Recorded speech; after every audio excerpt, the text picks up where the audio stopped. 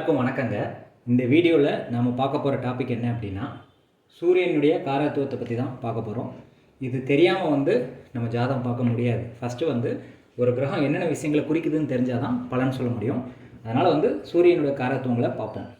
உறவு ரீதியான காரத்துவத்தை பார்க்கும்போது சூரியனுங்கிறது தந்தையை குறிக்கிறது, திருமணத்துக்கு பிறகு மாமனாரை குறிக்கிறது, மூத்த பையனை குறிக்கிறது. இடத்துல மலைப்பகுதியை குறிக்கிறது, கோட்டை அப்படிங்கிறத குறிக்கிறது, லாட்ஜு, அரசு சார்புடைய இடங்கள், நிறுவனங்கள், மாடி வீடு, தொகுப்பு வீடு, லைன் வீடுகள்னு சொல்கிறோம்ல அது, வணிக வளாகம், அதாவது வியாபாரம் பண்ணக்கூடிய இடம், காடுகள், வாடகை விடுதிகள், லாட்ஜ் வாடகை கொடுறது, இது எல்லாமே இடம் சம்மந்தப்பட்ட விஷயத்தில் சூரியன் குறிக்கக்கூடிய விஷயங்கள், காரகத்துவங்கள். பதவியில் சூரியன் குறிக்கக்கூடிய பதவி தலைவர் பதவி, மேலதிகாரி, நிர்வாகி, சித்த மருத்துவம், ஆங்கில மருத்துவம் எல்லாமே பதவியில் சூரியன் குறிக்கக்கூடிய காரத்துவங்கள்.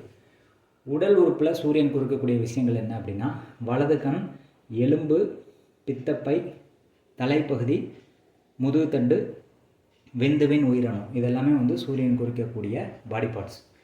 பொருள் ரீதியாக சூரியன் குறிக்கக்கூடிய பொருள்கள் என்ன அப்படின்னா, செம்பு, செந்தாமரை, தேன், இஞ்சி, காரம், சுவையில் காரம், கோதுமை, கிழக்கு திசையை குறிக்கிறது, எருக்கன் செடி, சுக்கு, தீக்கோழி, மிளகு, மாணிக்கம், அதாவது மாணிக்கம் அப்படிங்கிறது இதில் குறிக்கிறது, கல்லில் மாணிக்கம்.